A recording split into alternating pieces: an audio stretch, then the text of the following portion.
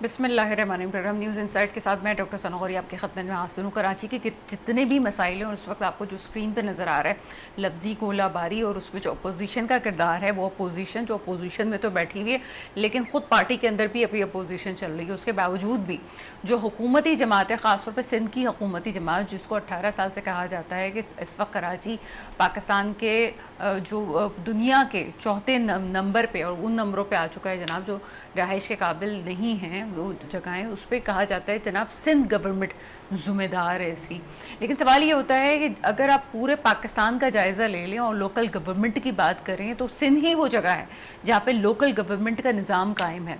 वफाक की तरफ से कहा जाता है जनाब कि यहाँ पे लोकल गवर्नमेंट सिस्टम जो हमारे एक आइन का हिस्सा भी है, और ख़ास तौर पे अगर हम लोकल गवर्नमेंट सिस्टम की बात करें तो ये वो कानून है जो शायद पाकिस्तान में नहीं बल्कि पूरे ख़त्ते में, जी हाँ मैं पूरे इंडो पाक की बात कर रही हूँ, जो पहली दफ़ा निज़ाम कायम हुआ उस वक्त सिर्फ वो कराची ही वो जगह थी जो पहले सिर्फ खारा दर और मीठा दर तक महदूद था, जहाँ पे लोकल गवर्नमेंट सिस्टम का निज़ाम अंग्रेज़ों ने मुतारफ़ करवाया था। ये 1980s की मैं बात बता रही हूँ आपको।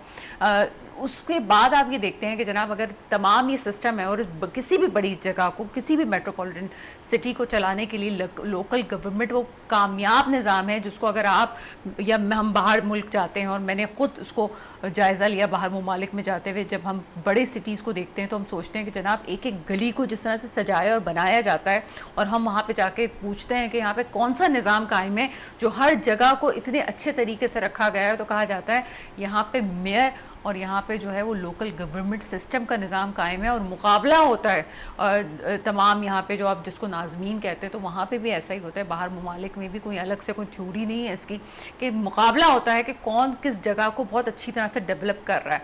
यहाँ पे इख्तियारात की तकसीम का मसला है, निज़ाम का मसला है, क्या वाकई पीपल्स पार्टी ही तमाम निज़ाम में ख़राबी की जड़ है या कोई और वजूहात भी हैं जिसकी वजह से आज हम कराची की ये हालात देख रहे हैं कि लोकल गवर्नमेंट सिस्टम में, जो कि सिंध ने अपने तौर से कोशिश की, सिंध गवर्नमेंट ने, कि यहाँ पे नाफिज हो, क्या वो गले की हड्डी बन गया है? क्या कराची वाले जो ये तसव्वुर करते थे और सिंध वाले ये तसव्वुर करते थे कि जनाब अगर ये निज़ाम कायम हो गया तो हमारे तमाम दरीना मसाइल हल हो सकेंगे, क्या वो हल हो सकेंगे? मेरे साथ प्रोग्राम में मौजूद हैं इरशाद अली शर साहब, आप एडवोकेट हैं, पीपल्स पार्टी से आपका ताल्लुक है। ऐसे प्रोग्राम में आपको वेलकम करते हैं। शुक्रिया शुक्रिया मोहतरमा, थैंक यू। सिर्फ इंट्रोडक्टरी पार्ट आपने सुन लिया। मैं पीपल्स पार्टी के हवाले से पहले बात नहीं करूंगी, मैं आपके प्रोफेशन के लिहाज से कानूनी तौर पे बात करना चाहूँगी। मुझे बताएं कि लोकल गवर्नमेंट सिस्टम में पाकिस्तान का कानून क्या कहते हैं? हम अभी सिंध की बात नहीं करते, ओवरऑल हम पाकिस्तान की बात करते हैं। बिल्कुल, वैसे तो लोकल गवर्नमेंट सिस्टम जो है वो आइन के आर्टिकल 140A के तहत होता है और प्रोविंशियल गवर्नमेंट्स की ये जिम्मेदारी होती है कि वो अपने सूबे में लोकल गवर्नमेंट सिस्टम को मजबूत करें, उसको इस्टेब्लिश करें और उसकी टाइम पे इलेक्शंस करवाएं। और लोकल गवर्नमेंट सिस्टम के ज़रिए ही म्यूनिसिपल सर्विसेज जो प्रोवाइड होते हैं शहर में, वो उस लोकल गवर्नमेंट सिस्टम के तहत ही होनी चाहिए। ये जो बाकी लेजिस्लेटिव असेंबलीज़ हैं, वो प्रोविंशियल असेंबली हो, फेडरल असेंबली हो या सेनेट हो, ये सिर्फ लेजिस्लेशन के लिए हैं। बाकी तमाम जो भी काम हैं वो म्यूनिसिपल कॉरपोरेशंस या मेट्रोपॉलिटन कॉरपोरेशंस या town municipal committees, town municipal corporations के ज़रिए ही होने चाहिए, जो कि निचली सतह पर अख्तियारात का जो है वो मुंतकिली का एक निज़ाम है। और ये बेहतर निज़ाम है, पूरी दुनिया में इस वक्त मौजूद है। अमेरिका के न्यूयॉर्क शहर में भी मौजूद है, जिसका रिसेंटली एक मेयर भी बना था। और हर तकरीबन फर्स्ट वर्ल्ड कंट्री जो भी हैं उनके तमाम शहरों में ये मेट्रोपॉलिटन कॉरपोरेशन और म्यूनिसिपल कॉरपोरेशंस का निज़ाम मौजूद है। तो ये अख्तियारात की निचली सतह पर मुंतकिली है और ये अच्छा निज़ाम है। इसके लिए लोकल गवर्नमेंट एक्ट जो है वो अलग से एक कानून है जो कि हर प्रोविंस ने अपने तौर पर बनाया हुआ है। सिंध में भी लोकल गवर्नमेंट एक्ट है, उसके इलेक्शन का जो तरीके का है। सर यहाँ पे रुक जाइएगा, मुझे ये बताएं कि आपने कहा कि ये आर्टिकल 140A, तो आर्टिकल 140A की हैसियत इस वक्त 18वीं तरमीम के बाद क्या रह जाती है? बिल्कुल, आर्टिकल 140A तो अपनी जगह पर मौजूद है। उसमें ये लिखा हुआ है कि हर प्रोविंशियल गवर्नमेंट जो है वो अपने हुदूद के अंदर एक लोकल गवर्नमेंट सिस्टम इस्टेब्लिश करेगी, जो कि उसकी फिर अख्तियारात की मुंतकिली भी उसको होनी है, वो अख्तियारात की मुंतकिली भी होगी उनमें।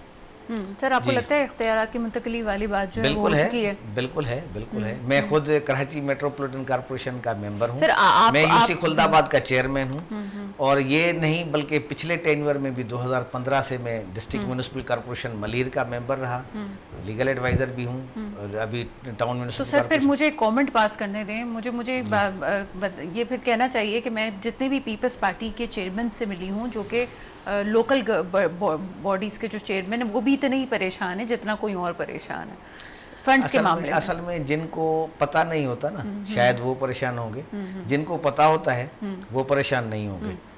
यहाँ पर कराची में ख़ास तौर पर आप देखें कि कराची मेट्रोपॉलिटन कॉरपोरेशन है और सर मैं फिर स्पेशली निचली लेवल वेस्ट की पे मैं बात थोड़ा सा उसकी मैं एक। आपका इलाका वेस्ट में आता है सर? नहीं, मेरा डिस्ट्रिक्ट मलीर है। तो मलीर जो है वहाँ पे मलीर में ठीक है। मेरा वाइस चेयरमैन जो है वो टाउन म्यूनिसिपल कॉरपोरेशन मलीर का मेंबर है। मैं चेयरमैन जो हूँ वो कराची मेट्रोपॉलिटन कॉरपोरेशन का मेंबर हूँ।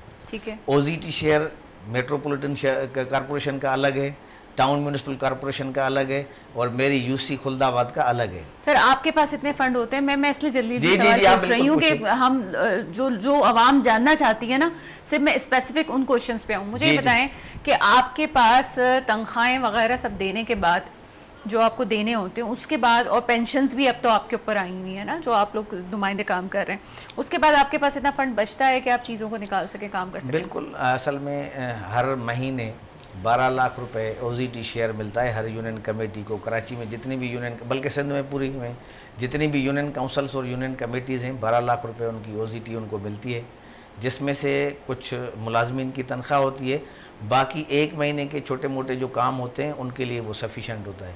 उसके अलावा जो टाउन म्यूनिसिपल कॉरपोरेशन है, मेरा वाइस चेयरमैन वहाँ से फंड्स लाता है, वहाँ से स्कीमें लाता है और कराची प्रॉपर्टी टैक्स भी है। प्रॉपर्टी टैक्स तो टाउन म्यूनिसिपल कॉरपोरेशन के पास है, उनके पास रोड कटेंगे, एनिमल्स का टैक्स है और काफ़ी सारे टैक्सेस हैं टाउन म्यूनिसिपल कॉरपोरेशन के पास भी।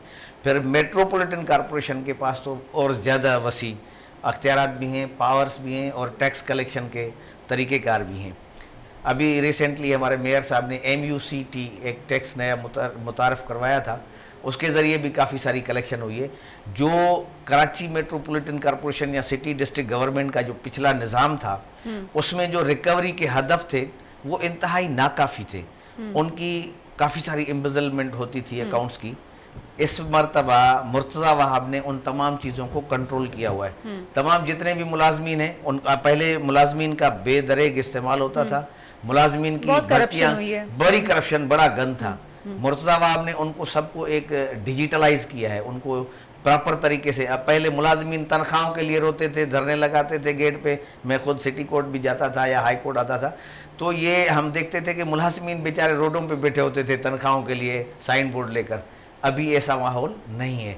अभी पेंशन की भी प्रॉपर अदायगी हो रही है। पहले पेंशन के लिए, ग्रेजुएटी के लिए, लीव इनकेशमेंट के लिए लोग रुलते थे, अभी ऐसा निज़ाम नहीं है। तो मेयर मुर्तज़ा वहाब साहब ने काफ़ी सारा मेट्रोपॉलिटन कॉरपोरेशन का जो निज़ाम है उसको संभाला है। आपकी जितनी मैंने गुफ्तगू सुनी है, आप ये कहना चाह रहे हैं कि निज़ाम बहुत बेहतर है, पैसा भी जो है वो रिकवरी भी होती है, टैक्स भी हमें मिलता है और जो हमें जो खर्चे के पैसे हैं वो भी हमें मिलते हैं, तो हम काम कर सकते हैं। तो इसका मतलब सारा कसूर जो है वो टाउन चेयरमैन यूसी नाज़मीन का ही है। असल में अगर काम नहीं हो रहा, कचरा नहीं उठाया जा रहा, प्रॉब्लम्स हो रही हैं, तो हमारे दोस्तों ने पिछले अदवार में 1979 से लेकर जमात इस्लामी ने और MQM ने जो बेड़ा गर्क किया मेट्रोपॉलिटन कॉरपोरेशन का, उसके ज़ेरे साया जो डिपार्टमेंट्स हैं, Karachi water and sewerage board का या कराची बिल्डिंग कंट्रोल अथॉरिटी का या कराची डेवलपमेंट अथॉरिटी का, उसमें जितने मुलाजमीन भरे, जिनको ABC लिखना भी नहीं आती, वो स्कूल टीचर्स हैं स्कूलों में।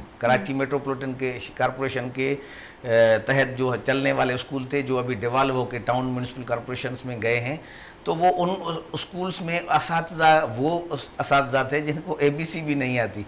मैंने जब हम DMC मलीर में आए तो मैंने जब स्कूल हमें डिवाल्व होकर मिले तो मैंने कहा कि यार थोड़ा सा इनका स्कूलों का विज़िट भी कर लें और स्कूलों में जाकर देख लें, चेक कर लें कि उनकी पोजीशन क्या है।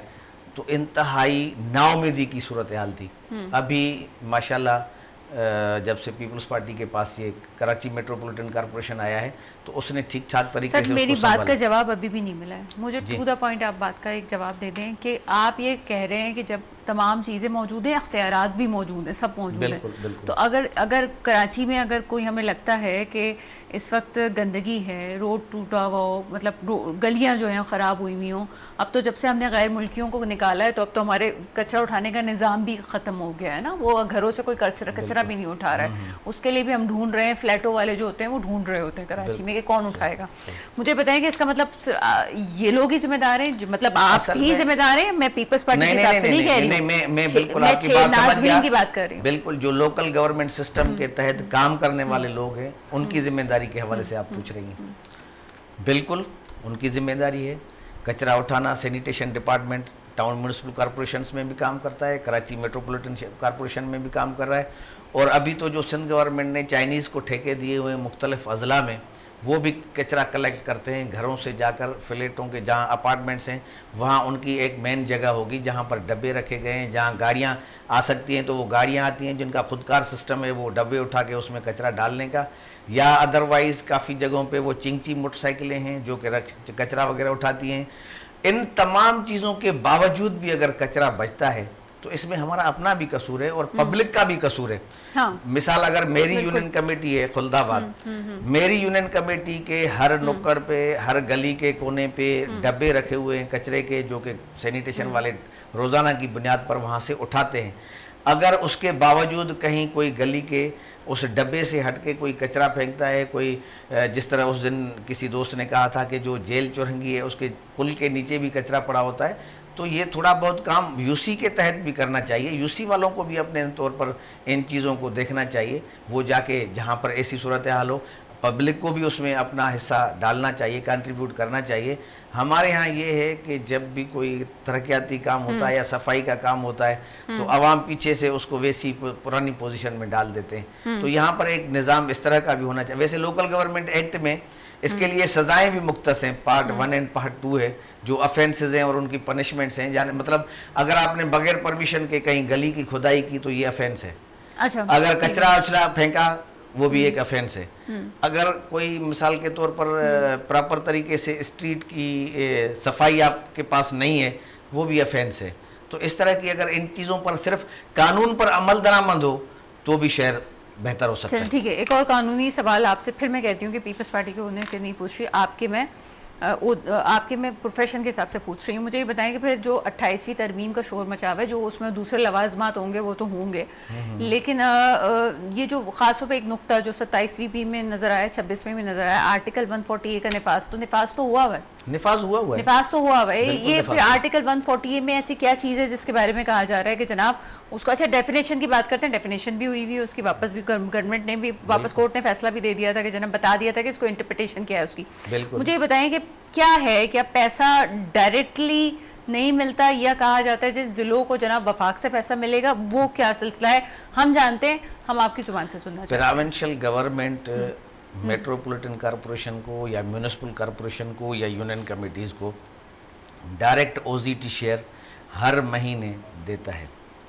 हम जब बजट बनाते हैं कराची मेट्रोपॉलिटन कॉरपोरेशन की तो उसमें मुख्तलिफ मद होते हैं जिनके ज़रिए हमारे पास पेमेंट्स आनी हैं, जिसमें एक जो ओजीटी शेयर मिलता है गवर्नमेंट की तरफ से, प्रोविंशियल गवर्नमेंट की तरफ से, कुछ फेडरल गवर्नमेंट की स्कीमें भी होती हैं जिनको एग्जीक्यूट कराची मेट्रोपॉलिटन कॉरपोरेशन के तहत किया जाता है। तो सर और उसके अलावा सूबाई हुकूमत क्यों दे? वफाक से अगर आ जाएगा तो क्या हो जाएगा डायरेक्ट? असल में वफाक से चीज़ें डायरेक्ट आ नहीं सकती।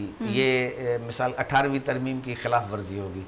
आफ्टर 18वीं तरमीम नहीं हो सकता ऐसा? जी 18वीं तरमीम के मुताबिक फेडरल गवर्नमेंट प्रोविंशियल गवर्नमेंट को देगी नेशनल फाइनेंस कमीशन के ज़रिए, NFC। फिर प्रोविंशियल गवर्नमेंट जो डिस्ट्रिक्ट्स को देगी वो प्रोविंशियल फाइनेंस कमीशन PFC के तहत देगी, और फिर जो मतलब बाकी टाउन म्यूनिसिपल कॉरपोरेशन में या यूसीज में भी वो प्रोविंशियल गवर्नमेंट देगी PFC के तहत।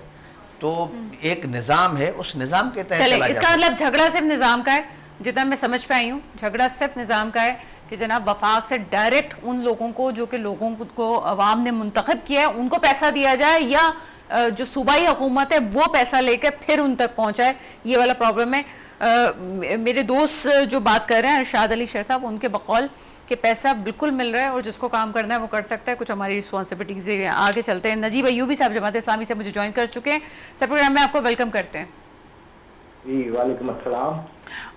नजीब अयूबी साहब, हम असेंबली फ्लोर पे इस वक्त लफ्ज़ों की गोलाबारी भी देख रहे हैं। कराची लॉ एंड ऑर्डर की सिचुएशन के लिहाज से बदतरीन सूरत हाल पे पहुंच चुका है, हालात ख़राब हैं, जो जिस पे हम रोज़ाना बात करते हैं। मैं एक और टॉपिक पे आपसे बात करना चाहूँगी। ये जो आर्टिकल 140A है, ये अक्सर MKM के भी लोग मेरे प्रोग्राम में आके बात कर रहे होते हैं, तो ऑलरेडी नाफिज है। हम क्या चाह रहे हैं, क्या हो इसके अंदर? क्या ये जो सूबाई हुकूमत के जरिए 18वीं तरमीम के बाद मुंतखब नुमाइंदों को पैसा दिया जा रहा है, ये निज़ाम क्या गड़बड़ है, इसमें कोई ख़राबी है, या हम चाहते हैं जी पहले वाला निज़ाम आ जाए जिसमें डायरेक्ट वफाक से पैसा मिल रहा था, जिसमें नेमतुल्लाह खान साहब को भी फंड्स दिए गए और हम देखते हैं कि जनाब मुस्तफ़ा कमाल साहब को भी दिए गए। आपकी क्या राय है और जमात इस्लामी इस हवाले से क्या कहती है? जी बिस्मिल्लाहिर्रहमानिर्रहीम। देखिए, सबसे पहले तो इस आर्टिकल को समझना जरूरी है। आइन के अंदर इस आर्टिकल की सिर्फ 2 लाइनें मौजूद हैं। अलमिया ये है कि आइन के अंदर बल्दियाती रेफरेंस से सिर्फ 2 लाइनें मौजूद हैं, और उन 2 लाइनों के अंदर जो चीज लिखी है वो ये है कि इख्तियारात निचली सतह पे डिवॉल्व किए जाने चाहिए। ठीक है। अब डिवॉल्व का मतलब ये होता है कि इख्तियारात अपने वसाइल के साथ ट्रांसफर होने चाहिए ताकि काम हो। मुशर्रफ दौर की गवर्नमेंट में काम हुआ इसलिए कि इख्तियारात को पहली मर्तबा नीचे डिवॉल्व किया गया, तो तरक्याती काम आपके सामने नजर आया और ये सिलसिला चलता रहा। इसके बाद इसके अंदर 18वीं तरमीम आई जिसमें तमाम चीजें वफाक के बजाय सूबे ने अपने पास कर ली। लेकिन इसने जब अपने पास की तब भी आइन की शिक अपनी जगह मौजूद है कि नीचे डिवॉल्व होना चाहिए। तो सबसे पहली गलती ये हुई कि 18वीं तरमीम ने ये समझ लिया कि हम नीचे डिवॉल्व नहीं करेंगे, अपने हाथ में रख लेंगे। अब नतीजा ये हुआ कि जो चीजें नीचे डिवॉल्व करनी थी, नीचे पहुंचानी थी, वो नीचे उस तरीके से पहुंची नहीं है। इसकी वाज़ेह मिसाल आप यूं समझ लीजिए कि जो बल्दियात के खालिस इदारे होते हैं, मिसाल के तौर पे KMC है, कराची मेट्रोपॉलिटन कॉरपोरेशन, या कराची डेवलपमेंट अथॉरिटी जिसे KDA कहा जाता है, या इसी तरीके से सीवरेज का निजाम और पानी की तकसीम का निजाम जिसे Karachi water and sewerage board कहा जाता था। ये तमाम चीजें जो वसाइल की हद तक पैसा जनरेट करके नीचे देती थी, ये सब सिंध हुकूमत के पास चली गई। और सिंध हुकूमत 18वीं तरमीम के नतीजे में ये समझ रही है कि उसने 141 को भी जो है ना अब खत्म कर लिया, अब सारी चीजें हमारे पास आ गई। तो कराची को उसने गोठ का दर्जा दे दिया, बजाय ये कि एक मेगापोलिटन सिटी का दर्जा होता। अब एक कराची बिल्कुल टंडोला यार, शहदादपुर, लाड़काना और शिकारपुर की तरह का एक कस्बा बन के रह गया, और जितना फंड वहां दिया जाता है उतना फंड यहाँ दिया जाता है। अच्छा नजीब अयूबी साहब, मैं आपके पॉइंट पे ना एक एक बात पूछती चली जाऊंगी आपसे।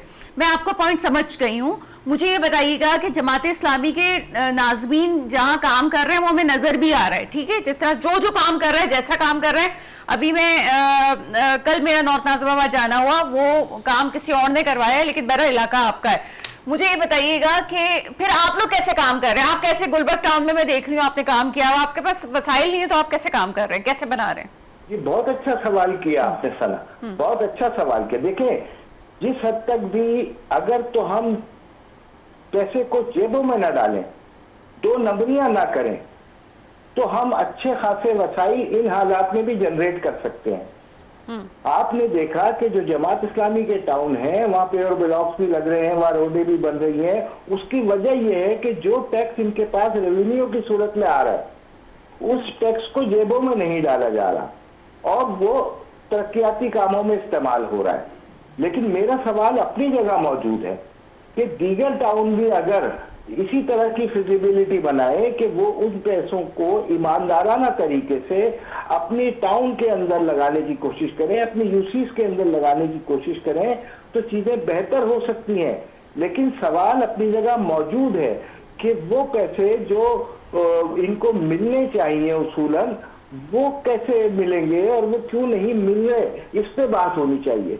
और दूसरी अहम चीज सना वो ये है कि ये सिस्टम इस वक्त बिल्कुल नाकामी की तरफ जा रहा है। हम ये समझते हैं कि शहरी हुकूमत होनी चाहिए, शहरी हुकूमत ही सारे मसाइल को हल करेगी। सर यहाँ पे रुक जाए सर मैं इस दफा मैं आज के प्रोग्राम में मैं चाहती हूँ कि लोगों को हल की तरफ और असल बात की तरफ लेके जाऊं मैं, ताकि अभी मैं शहर साहब से भी तमाम चीजें कह रही थी। शहर साहब मौजूद हैं, ये खुद भी जो है एक ओहदे पे हैं लोकल गवर्नमेंट में, इनका भी यही कहना है कि हमें जो चीजें और फंड और टैक्स की मद में जो चीजें मिल रही हैं वो पूरी है और हम लगा रहे हैं, हम काम कर रहे हैं। आप जमात इस्लामी वालों से जब मेरी बात होती है वो कहते हैं हम बहुत काम कर रहे हैं, मैं यही सवाल होता है कैसे पैसा आ रहा है, वो बात आ जाती है जनाब हमारी ईमानदारी है जिसपे हम काम कर रहे हैं, हम स्कूल्स पे भी लगा रहे हैं। तो सर प्रॉब्लम कहाँ है फिर, क्यों मुझे कराची अच्छा नजर नहीं आ रहा, क्या मसला है? सभी तो काम कर रहे हैं और सब आप भी ये कह रहे हैं जनाब अगर ईमानदारी से पैसा जाएगा तो जो गवर्नमेंट दे रही है वो पूरा है, ठीक है। नहीं, मैंने ये नहीं कहा कि वो पूरा है। अच्छा। आप मेरी बात देखिए, ये गलत कह रही है।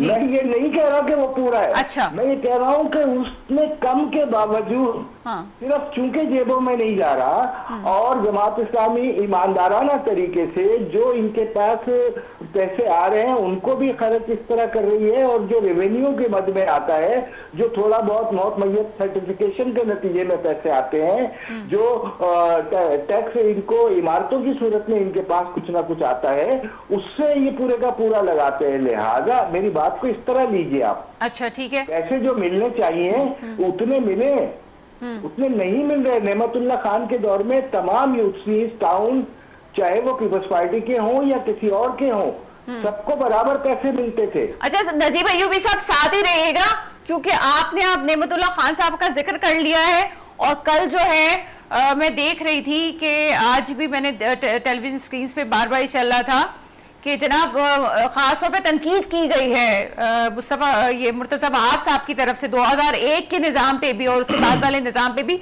आपसे इस सवाल का जवाब लूंगी मैं, और अभी एक छोटे से ब्रेक का वक्त है, ब्रेक के फौरन बाद आते हैं और ये पूछने की जांचने की कोशिश करेंगे कि इल्ज़ामात किस हद तक ठीक है।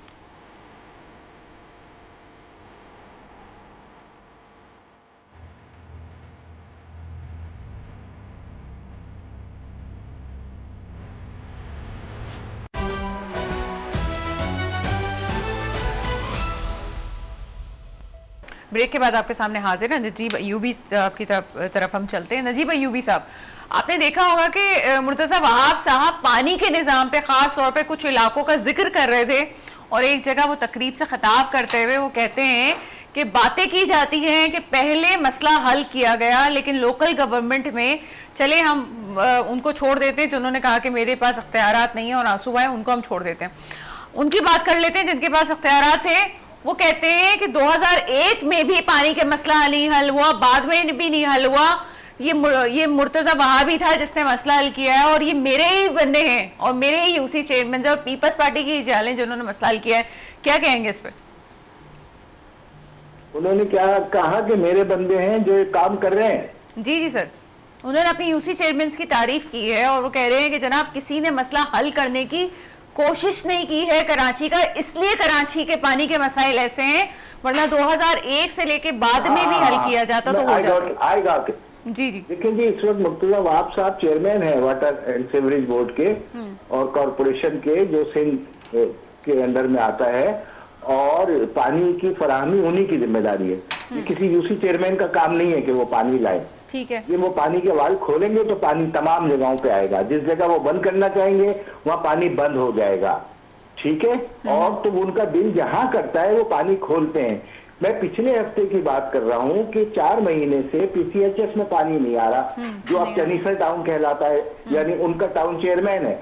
उनके टाउन चेयरमैन के अलावा जो जगहें जमास्तानी के पास है वहां 4 साल से पानी नहीं आ रहा। और हालत ये है कि मैं खुद अपनी एक कमेटी बना के मुलाकातें की हैं, तब जाके वो कुछ सूरत हाल बेहतर हुई। वाटर बोर्ड के हुक्काम ये कहते हैं कि हम क्या करें, हमारे पास वो मशीनें बनवाने के पैसे नहीं है, जो मोटरें जल जाती हैं उसकी रिवाइंडिंग के पैसे नहीं है। तो ये सूरत हाल है। चुनाचे पैसे दिए गए तो काम करवाया गया, थोड़ा बहुत गुजारा हुआ, लेकिन ये मसला पूरी कराची का है कि आप ही के तो हाथ में इख्तियार है ना, आप चेयरमैन हैं, आप खोलेंगे तो पानी आएगा। आप पॉलिटिकल विक्टिमाइज करते हैं। प्रॉब्लम ये है, मेयर तो बाप होता है ना, आप पॉलिटिकली विक्टिमाइज करते हैं। आप उन जगहों पे देते हैं जो आपके टाउन है, आपके इलाके है। आप ये कहते हैं कि मैं उन इलाकों में आप जाके अपने चेयरमैन से बात करें। अच्छा नजीब अय्यूबी साहब, मैं समझने के लिए पूछना चाह रही हूँ आपसे, ये आप जो ये बात करनी जी, मुर्तजा वहाब साहब जो चेयरमैन है, सब मसला ही तो सारा ये ना कि सिंध गवर्नमेंट पे जो इल्जाम लगता है वो ये है कि तमाम इदारों को दबोच के बैठी हुई अपने अंडर कर लिया है, तो वो काम उनके लिहाज से होगा। ये 2001 से लेके जब तक 18वीं तरमीम नहीं आई थी तब तक तो लोकल गवर्नमेंट के पास ये तमाम निज़ाम मौजूद थे और वो काम कर रहे थे, तो क्या पहले इन चीज़ों को हल करने की कोशिश नहीं की गई है?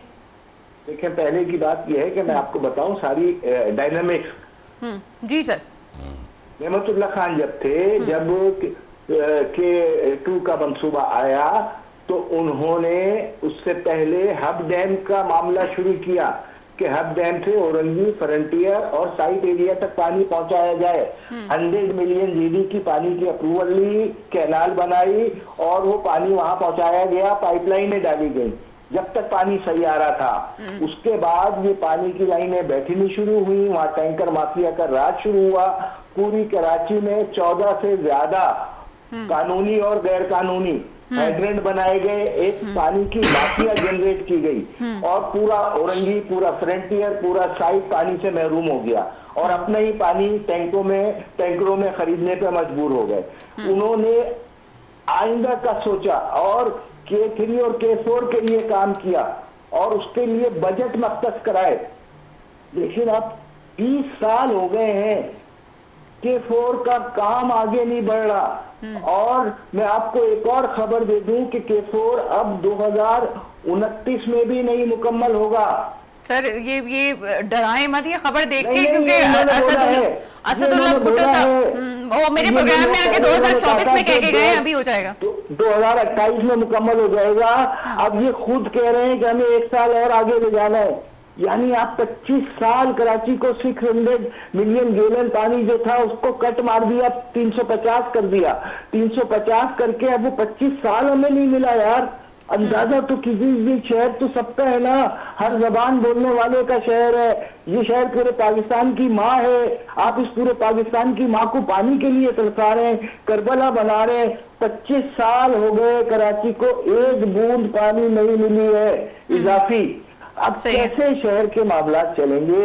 मैं परेशान हो रहा हूँ, आप भी परेशान हो रही हैं। जी जी जी सर साथ ही रहिएगा। मैं इरशाद अली शेर की तरफ चलती हूँ। इरशाद अली शेर साहब, मुझे ज़ाती तौर पे बड़ा अफसोस हुआ कि हम हब चौकी की तरफ जब हम रास्ते में जाते थे तो वहाँ तो हमें वाटर के जो टैंकर्स होते हैं वो हमें मिलते थे। हम सोचते थे चलो कराची से बाहर कोई इलाका है जहाँ पे तमाम चीज़ें हो रही हैं। वहाँ की सड़क शायद इसीलिए नहीं बन सकी क्योंकि वहाँ पानी मुस्तकिल रास्ता रहता है, जिस वजह से वो सड़क टूटी हुई है।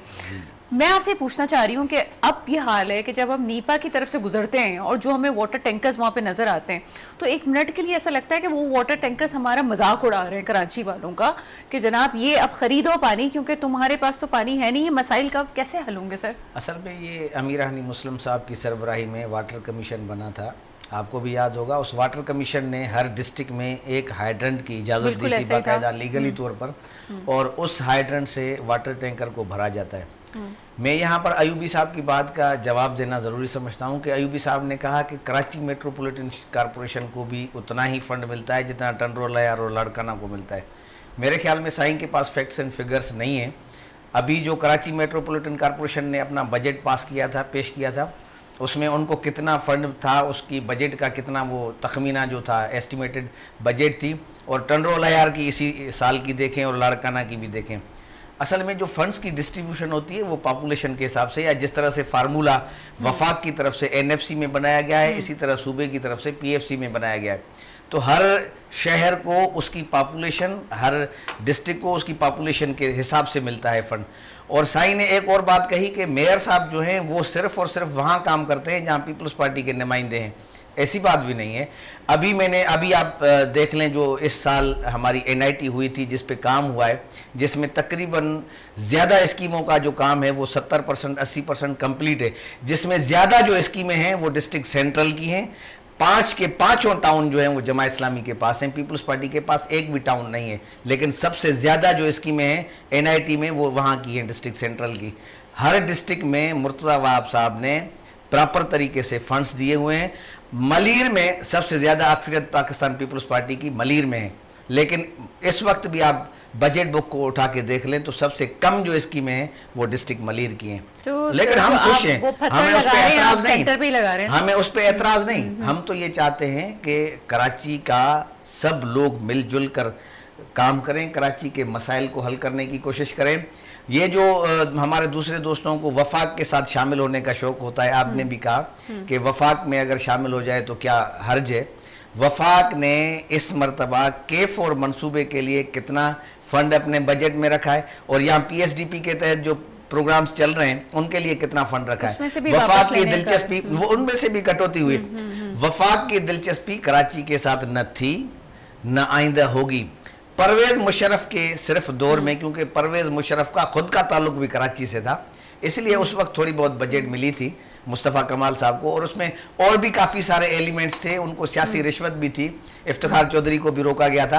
तो मतलब इसमें ऐसे काफ़ी सारे एलिमेंट्स मौजूद हैं। आप रवानी से हम कहें तो पकड़ा जाते हैं। मतलब ये चीज़ें हकायक है, हकायक पे बात करनी चाहिए। नहीं कहा ये हकायक पे बात करनी चाहिए। हकीकत पे जब तक बात नहीं करेंगे तब तक यहाँ के मसाइल हल नहीं होंगे। आपने नेमतुल्लाह खान मरहूम के दौर के कराची को भी देखा, खान साहब की भी तो बातें सुनी थी, वो भी कोई रिश्वत थी, सियासी रिश्वत। नेमतुल्लाह खान साहब के दौर को भी देखें, कराची को, इस वक्त भी कराची को देखें। आपने जो बोला ना सवेरे के चौथे नंबर पे लिवेबल सिटीज में, लिवेबल सिटीज में चौथे नंबर पे। मैं चाहती हूँ नजीब साहब से इस पे कमेंट ले लूं। नजीब साहब, बातें आपने सुनी, क्या कमेंट करेंगे इस पे?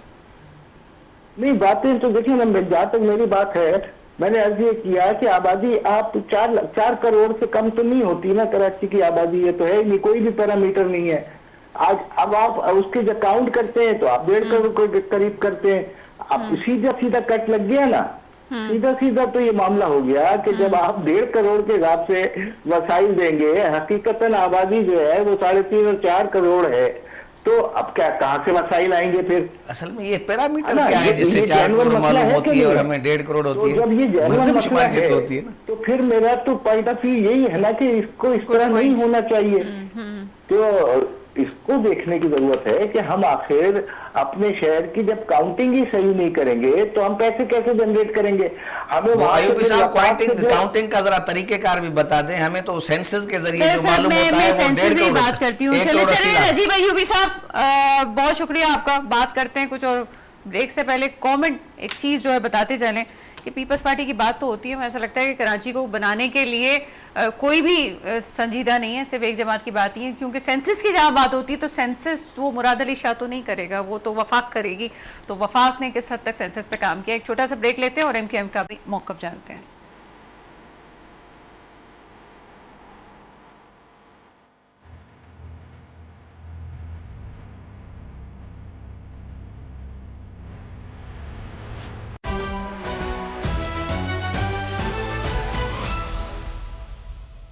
ब्रेक के बाद आपके सामने हाजिर हैं और साजिद साहब मुझे MKM से ज्वाइन कर चुके हैं। सर, प्रोग्राम में आपको वेलकम करते हैं। जी, अस्सलाम वालेकुम। साजिद साहब, एक टेक्निकल सवाल है हमारे जहन में आता है, नौजवान पूछना चाहते हैं। हम कराची के सेंसस की बात करते हैं, 2 सवाल आपसे पूछूंगी। एक तो वो आबादी होती है जो कि जनाब बर्थ के लिहाज से बढ़ती है, एक आबादी वो होती है जो माइग्रेशन के लिहाज से होती है।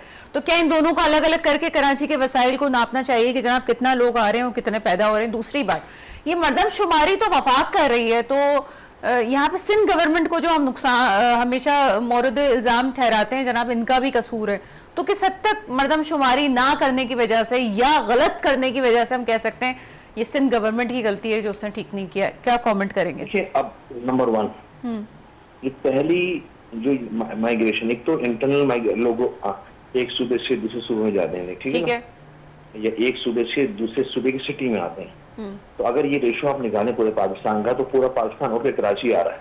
कराची कहीं नहीं जा रहा, कराची यहाँ आ रहा है। और कराची से सिर्फ कराची का मकामी भाग रहा है, मुख्तलिफ सिटीज से, टाउन से, मुख्तलिफ सूबों के ना वो कराची आ रहे हैं, ठीक है ना। इंटीरियर सिंध भी नहीं जा रहे, वो कराची आ रहा है। फिर इंटीरियर सिंध भी इधर आ रहा है, ठीक है ना। अरे एक तो इंटरनल ही है ना, डोमेस्टिक लोग स्विच हो रहे हैं एक जगह दूसरी। फिर एक माइग्रेशन वो कि पाकिस्तान जब बना था, वहाँ से जो मुहाजिर यहाँ पर आए थे, जिन्होंने इस शहर को बनाया, यहाँ इंडस्ट्रीज को खड़ा किया, उस वक्त वफाक के पास पैसे नहीं थे, बैंक बैलेंस, तो उस वक्त बड़े बड़े लोग जो मुहाजिर अकाबरीन थे उन्होंने चेक्स दिए बहुत, ठीक है ना, सैलरीज के पैसे नहीं थे, ठीक है ना। एक माइग्रेशन वो थी। अच्छा, वो रियल माइग्रेशन थी, कुर्बानियों के बाद, कटने पिटने के बाद, 20 लाख जानों को कुर्बानी देने के बाद, फिर यहाँ के लोगों ने मेहनत की, इस बंजर को, इस जंगल को यहाँ बनाया, ठीक है ना। और इस बना बुनों पे जब ये मुकम्मल खड़ा हो गया, अपने पाँव पर खड़ा हो गया ये, ठीक है ना, तो अब यहाँ सबके कब्जे की ख्वाहिश है। बल्कि मुझे अच्छी तरह याद है कि सुप्रीम कोर्ट के चीफ जस्टिस थे जिन्होंने कहा था, स्टेटमेंट दिया था कि इस सूबे के अंदर, इस शहर में किसी एक पार्टी की हुक्मरानी नहीं चाहिए। मतलब खुद ही अज्यूम कर रहे हैं, बैठे हुए ना, दूर से बैठे हैं इस्लामाबाद में और अज्यूम कर रहे हैं चीजों को ना कि ऐसा नहीं होना चाहिए, वैसा नहीं होना चाहिए। फिर एक चीफ जस्टिस आए, उन्होंने कहा कि भाई जब एमक्यूएम ने आर्टिकल 148 के तहत आइन के आर्टिकल 148 का मुकदमा जब वहां ले गया था कि भाई इसको जो एडमिनिस्ट्रेटिव पॉलिटिकल फाइनेंशियल इख्तियार दिए जाए, तो उन्हें एक लाइन का एक फैसला आखिर में जाते हुए दिया कि भाई इस शहर लोकल गवर्नमेंट जो मौजूद है उनको मुकम्मल इख्तियार दी जाए, इम्प्लीमेंट नहीं कोई नहीं करवा रहा। फिर एक और साहब चीफ जस्टिस आए, उन्होंने कहा कि मैं डैम बनाऊंगा और मैं जब हट जाऊँ चीफ जस्टिस से ना, तो फिर मैं वहाँ गिर जाऊंगा दरिया के पास, और वो गायब हो गए।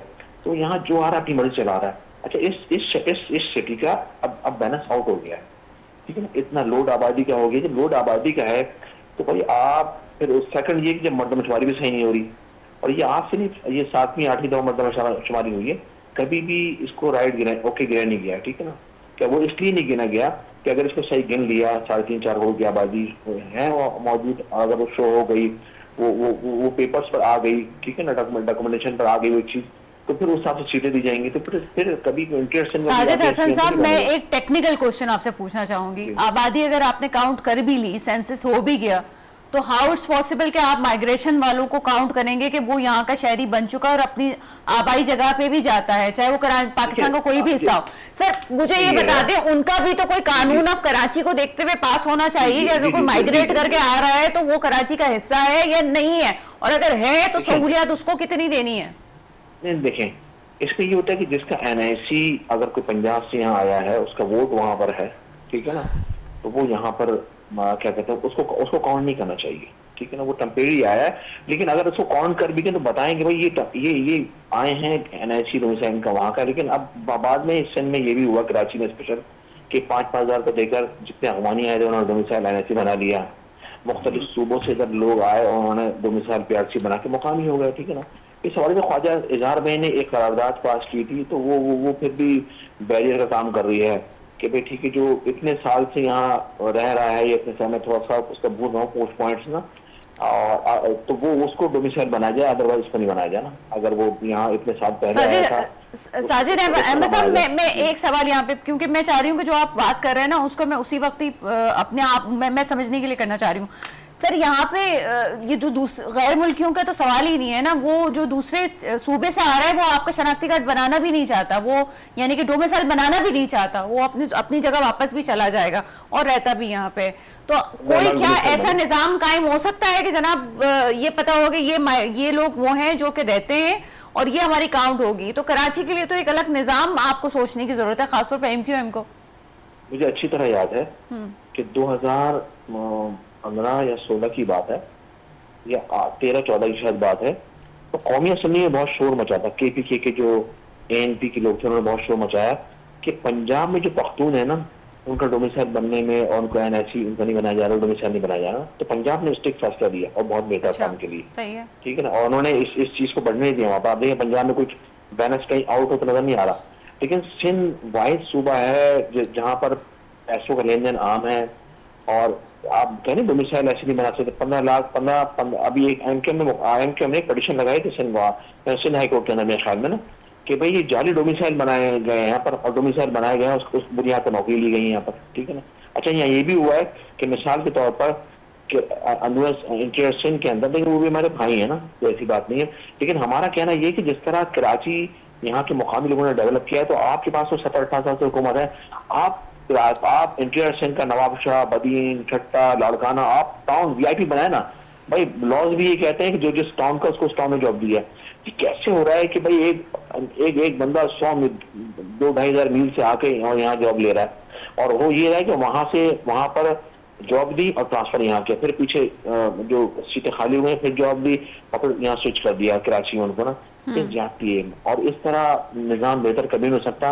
इसके लिए जरूरी ये है कि इस पर कानून साजी बाकायदा तौर पर की जाए। ये कानून साजी करना तो फिर एक शोर उठ जाता है, एक लसानियत का नारा लग जाता है, उस पर सियासत होने लगती है। लेकिन इस जाली सियासत, अपने नाम बनाने की सियासत के चक्कर में हो ये रहा है कि शहर तबाह बर्बाद होकर रह गया। इस पर इतना लोड हो चुका है कि यहाँ पर आबादी का लोड बहुत हो गया है, उसकी वजह से सेवरेज का निजाम प्रॉब्लम का शिकार है, पानी का निजाम खतरनाक हद तक बढ़ गया कि लोग अब पानी से महरूम हो रहे हैं इस शहर के अंदर, ठीक है ना। ट्रैफिक का निजाम आउट हो चुका है, सड़कें हैं नहीं। तो सर आपको अफसोस होता है साजिद अहमद साहब कि आपने लोकल गवर्नमेंट से बॉयकॉट कर लिया? अगर आप बॉयकॉट नहीं करते तो कराची बड़ा अच्छा हो जाता इस वक्त। इसकी वजह थी ना, इसकी वजह थी। देखें नहीं वजह तो मैं समझती हूँ, लेकिन क्या आपको इस बात पे है अफसोस एमकेएम को कि अगर वो इस वक्त एमकेएम बल्दियाती निजाम में होती तो बड़ा अच्छा हो जाता? देखें, हमें अफसोस नहीं है, बल्कि जिन लोगों ने, जिन जमातों ने, पीटीआई ने, जमात इस्लामी ने या दीगर जमातों ने जो हिस्सा लिया, पीपल्स पार्टी फायदे में रही है, लेकिन बाकी जमातें, जिन जमातों ने हिस्सा लिया ना, वो इस वक्त खसारे में। मिसाल के तौर पर जो जिस तरह एक तो लोकल गवर्नमेंट एम्पावर नहीं है, सेकंड ये कि एसीडीसी सारे काम करवा सकते हैं, ऐसे नहीं बाइंडिंग्स हैं बहुत सारी ना। लेकिन हमारा कहना ये था कि भाई एक तो जब सेंसस हुए थे तो 71 लाख की आबादी एमकेएम बढ़वाने में कामयाब हुई थी। रीसेंसस हुए दोबारा से, पाकिस्तान की तारीख में दोबारा सेंसस हुआ बहुत जल्दी से, ठीक है ना। अच्छा, जब 71 लाख की आबादी बढ़ गई तो भाई आप यूसीज भी तो बढ़ाएंगे ना, आबादी बढ़ी सीटें बढ़ेंगी, तो वो आई है कि यूसी बढ़ने की वजह यूसी कम हो गई, 30 यूसीज कम कर दी गई। हमने कहा ये तो बड़ी ज्यादती है कि भाई आपको जब आप डिलिमिटेशन सही करें ना, आप वो नहीं की गई ना, वो कर दी गई जैसा तैसा था, 30 सीटें कम कर दी गई। एक यूसी पर दो लाख की आबादी बना दी गई। इस तरह उस यूसी को आप फंड देना है 12 लाख रुपए, तो वो 1.5 लाख की आबादी को कैसे कवर करेगा? या 3.5-4 लाख की आबादी में यूसी के अंदर है, वो कैसे कवर करेगा? ये कैसे पॉसिबल है? वो ये जाती नाइंसाफी। अच्छा, दूसरा ये फ्यूडल सिस्टम पाकिस्तान के अंदर राइज नाफिज और कायम है। ये फ्यूडल्स कभी नहीं चाहते कि लोकल गवर्नमेंट सिस्टम एम्पावर हो, इसलिए कि नीचे से फिर तो सर फ्यूडल नहीं चाहते तो सिर्फ सिंध क्यों इम्प्लीमेंट कर रहा है इस पे, और कोई क्यों नहीं कर रहा? बलूचिस्तान का तो मामला अलग है, सिंध ने क्यों इम्प्लीमेंट किया इस मामले को? क्यों लोकल गवर्नमेंट आ रही है? सर लोकल गवर्नमेंट आपके पास सिंध में एक बाकायदा तौर पे निजाम कायम है, किसी और सूबे में इतना अच्छा निजाम तो नहीं है ना लोकल गवर्नमेंट का। हाँ, तो देखिए ना, सिंध में सीएम इनका, एसी इनके, डीसी इनके, आईजी इनका, डीआईजी इनका, एसएचओ इनके, दाखिला इनके बाद, मिनिस्ट्री इनके बाद, पावर में ना जैसा चाहे गेम चेंज कर दें, तो अच्छा। गेम चेंज कर दिया ना। देखिए मिसाल के तौर पर अगर उस वक्त पीटीआई के 30 यूसी चेयरमैन बिक गए थे, वो बिक कर पीपल्स पार्टी में चले गए या वोट डालने नहीं आते, तो गेम चेंज किया ना, गेम को चेंज किया। वो सब आप साहब ठीक है आ गए, लेकिन थे नहीं है, ठीक है ना। अच्छा, आप जमात इस्लामी को हमने कहा था उस वक्त कि भाई आप इलेक्शन नहीं जाए, आप हमारा साथ दे दें, बेशक आप हिस्सा लें, आप जीत जाएं, लेकिन इस सीटों को बढ़वा के जीतेंगे तो आपको फायदा होगा। लेकिन उनको बहुत जल्दी थी घोड़े पर सवार होकर इख्तियार के ऐमानों तक पहुंचने की ना, वो उन्होंने अपना काम दिखा कर दिया। आज वो तो सुई गैस, जो अभी पूरे कराची के अंदर सुई गैस की खुदाइयां की हैं और उस मद में पैसे में थोड़ा बहुत काम करवा रहे हैं, वरना कसम से इनके पास कुछ भी नहीं था। ये वही रोते रहते कि इख्तियार नहीं, जबकि हमने इनसे कहा था कि देखें ये लॉस का सौदा है। इससे पहले वसीम अख्तर भाई थे, उन्होंने बहुत कोशिश की, सुप्रीम कोर्ट गए, उन्होंने वहां पटिशन लगाई, उस पर फैसला भी आया है कि आइन की आर्टिकल 140 के तहत इख्तियार दिए जाए। इख्तियार कौन देगा? ये भी इम्प्लीमेंटेशन तो फिर जो इदारे हैं इनका काम है ना कि इसको इम्प्लीमेंट करवाए ना चीजों को। फिर लॉस तो बन जाते हैं, सेक्टर लॉज हैं मौजूद हैं, लेकिन उसमें इम्प्लीमेंटेशन नहीं है। चल ठीक है, हम स्टूडियो में आते हैं। इरशाद अली शेख साहब, बात आपने सुन ली है और अब इस क्या कमेंट करेंगे तमाम चीज़ों? साजिद अमन साहब की बातें मैंने सुनी। साजिद अमन साहब ने कहा कि जो यूसी की आबादी है वो 1.5 लाख, 2 लाख, 3 लाख की आबादी है, और जानबूझ के पीपल्स पार्टी ने किया। इस तरह है नहीं। मैं खुद हल्का बंदियों में रहता हूँ, हल्का बंदियाँ मैंने खुद करवाई हैं। हल्का बंदियों के मुताबिक लोकल गवर्नमेंट एक्ट के शेड्यूल 1 में पॉपुलेशन का हिसाब दिया गया है कि एक यूसी कितनी पॉपुलेशन पे बनेगी। वो 45,000 से 70,000 तक है इससे ज़्यादा नहीं है, न इससे कम है कोई भी यूसी। कहीं मैडम, 50, मैं दिखा दूंगा 55, आपको। 60, 70 शाफा को दिखा इस दूंगा तरह आपको इस मैं। तरह हो सकती है। 70, 65, 60, 55, 50, 45, 45 से लेकर 70,000 की आबादी तक। और दूसरी बात यह है कि जमा इस्लामी के जहाँ टाउन है उनको ओजीटी शेयर भी सर प्रॉपर मिल रहा है, ऐसे नहीं है कि कहीं कोई ना मिल रहा हो। और हर काउंसिल बाख्तियार है कि वो फैसले करे। काउंसिल में बैठ के हम फैसले करते हैं कि हमें क्या करना चाहिए टाउन म्यूनसिपल कॉरपोरेशन के फंड्स का, एनआईटीज़ किस तरह से होती हैं, उनकी अप्रूवल किस तरह से होती है, कराची मेट्रोपॉलिटन कॉरपोरेशन किस तरह से काम कर रहा है, जो ओजीटी शेयर उनको मिलता है। हर इदारा अपनी जगह पे बाख्तियार है। बाकी रही जहाँ तक बात मुर्तज़ा वहाब साहब के इलेक्शन की, तो अगर पीटीआई के लोग जमा इस्लामी के साथ जाते हैं तो वो हलाल है, पीपल्स पार्टी के साथ आते हैं तो वो हराम है।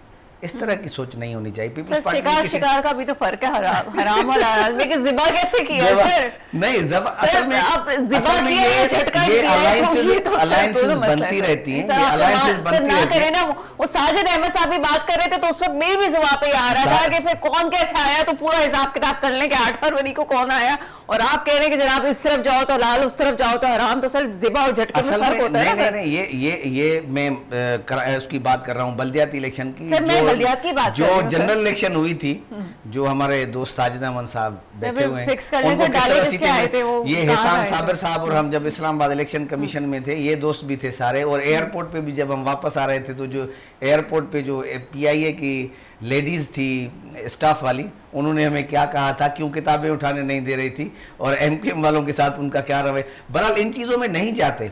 पीपल्स पार्टी ने हमेशा प्रॉपर तरीके से इलेक्शन सर, मैं प्रॉपर का जवाब दे दें मुझे। जी, वो जी। साजिद अहमद साहब ने एक जुमला कहा है, उन्होंने कहा सिंध में निज़ाम इसलिए कायम किया है क्योंकि इनको पता था कि पूरी गेम ही इनकी जब बसाती अपनी है, तो जनाब ये भी करके देख लें क्या फर्क पड़ता है। नहीं, ऐसे नहीं है ना। बात तो पॉइंट की है सर। पीपल्स पार्टी को कराची से रेस्पॉन्स मिला है, इसी वजह से मेयर पीपल्स पार्टी का है। कोई सर, जिस गैंग इलाके में नहीं आपने बनाई काम गई, किया कोई- उसी में ही आपको वोट नहीं मिला।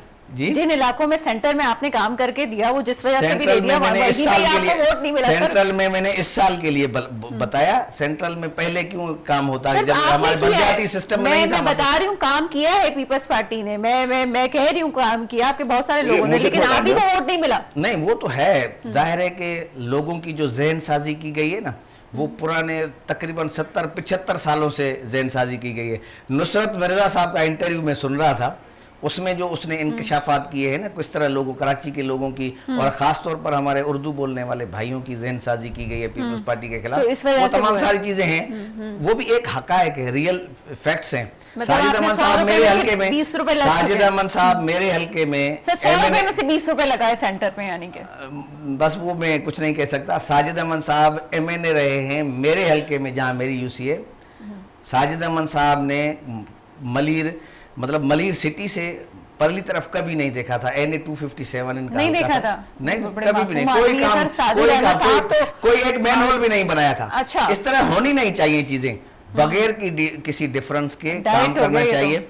मेरी यूसी में एक वार्ड है मुर्गी खाना कहलाता है, जहाँ 95% पॉपुलेशन जो है वो हमारे उर्दू बोलने वाले भाइयों की है। सबसे ज्यादा काम में वहाँ उस मुर्गी खाने वाले वार्ड में चलो करता हूँ, ठीक है, वार्ड नंबर 4 है। ठीक है। असल में इस तरह से अगर काम करे ना बंदा बगैर किसी डिफरेंस के, अच्छा, मुझे टाइम दे जरा ना, मुझे ये जो सर, है- सर, हाँ ठीक है सर, मैं आपसे लास्ट कमेंट पे आ रही हूँ क्योंकि प्रोग्राम का वक्त खत्म हो रहा है। मैंने दोनों अपने गेस्ट को अच्छा टाइम दे दिया सर। ये तो मुझे पहली दफा पता चला, मैं सहाफती करियर में आपसे के साथ तो बहुत पहले से हम प्रोग्राम्स कर रहे हैं, ये इतने सालों में मुझे पहली दफा पता चला कि आप अपने दूसरे इलाके में नहीं गए सर। मुर्गी खाने के अंदर जब मैं MNA बना था, आप जाके वहाँ लोगों से इंटरव्यू कर सकती हैं। वहाँ मैंने CC कोडिंग का काम, रोड का काम करवाया, लेबर स्क्वायर के अंदर हमने रोड बनवाई थी, ठीक है ना। लेकिन हल्का इतना बड़ा था, MNA के असर तो लोकल गवर्नमेंट का काम है ना, ये सब लोकल गवर्नमेंट सिस्टम काम है। लेकिन ये एक बात है कि जितना था हल्का यहाँ से लेकर मतलब कैंट, लेकिन मेरी इंटेंस हर वक्त में अवेलेबल होता था, लोगों से मिलाना, वहाँ के वक्तों से भी, वहाँ जो लोग हमारे सिंधी भाई उर्दू बोलने वाले, मेरा बहुत अच्छा वास्ता आता रहा और आज तक बहुत अच्छा ताल्लुक हमारा है, ठीक है ना। लेकिन क्योंकि मदीर एक बहुत बड़ा हल्का था, सबसे ज्यादा वोट्स हवाले से और के हवाले से, लेकिन मदीर का इलाका एक शीश महल है, वहाँ मुझे वोट नहीं मिले, पाकिस्तान पीपल्स पार्टी को वोट मिले मेरे हल्के में था। मुफ्ती नईम साहब वहाँ पर उनका मदरसा है, उन्होंने मुझे बुलाया, जब मैं MNA बना, मुझसे कहा बेटा रोड निकाल दो। मैंने वो रोड का काम, CC कोडिंग का काम सब कुछ करवाया। और उसके बाद जब दोबारा उस इलाके में क्या बनवाने के बाद तो वहाँ बलोच खवातीन पुरानी रहे सदियों से बिताए जा रहे हैं, वो हमारे भाइयों की रहा है, बोलेंगे साइद हमने तुझे वोट तो मैंने अम्मा दुआ करो हमारे लिए, और ये हमें नहीं, हमें हिदायत है सबका काम करो, और वन टू आज सभी का काम किया, ऐसा नहीं है।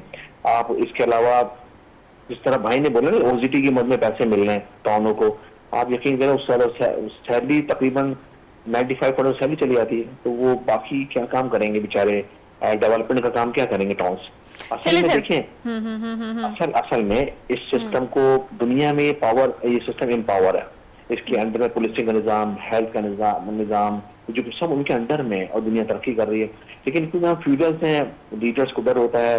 मैं पीपल्स पार्टी के लोगों की मैं बहुत इज्जत करता हूँ, वो इसलिए कि बहुत बाइखलाक लोग हैं, अच्छे लोग हैं, एहतराम करने वाले लोग हैं, इनके गर्दनों में सरिया नहीं है बनस्बत पंजाब के। मैंने फॉर्मेशन में बैठा हूँ, मैंने देखा वहाँ से पंजाब का भी के लोगों का एटीट्यूड देखा है। दूसरी तरफ खुर्शीद शाह को देखते थे, झुकाव नासिर शाह के साथ बहुत झुकाव उनके अंदर। बहुत शुक्रिया सर, बहुत शुक्रिया, मैं आपकी बात को समझ भी गई हूँ। और जो है वो इरशाद अली शरीफ साहब, आपका भी शुक्रिया। नजीब अय्यूबी साहब हमारे साथ, साजिद अहमद साहब मौजूद है। आखिरी जो बात की साजिद अहमद साहब ने, मैं मुख्तलिफ प्रोग्राम में ये बात कह चुकी हूँ कि वाकई कुछ रवैये बहुत अच्छे हैं, और जब ये बात कर रहे होते हैं जिस तरह से, और असेंबली फ्लोर पे भी जो बड़े लोग थे, जिसमें हम मुराद अली शाह साहब को कह लें, गनी साहब को हम ले लें, या जनाब यहाँ पे अली खुशरी साहब पे, तमाम लोगों ने तमाम चीज़ों को समेटते हुए बहुत अच्छे कमेंट पास किए हैं।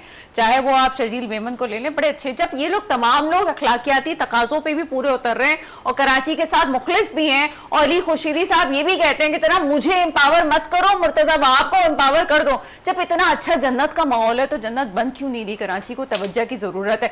मेरे मुल्क में हुक्मरान आए जो वाकई मेरे मुल्क के मुस्तकबिल की हिफाजत करें। इसके साथ ही प्रोग्राम का वक्त खत्म होता है, मुझे इजाजत दीजिएगा। खुदा हाफिज।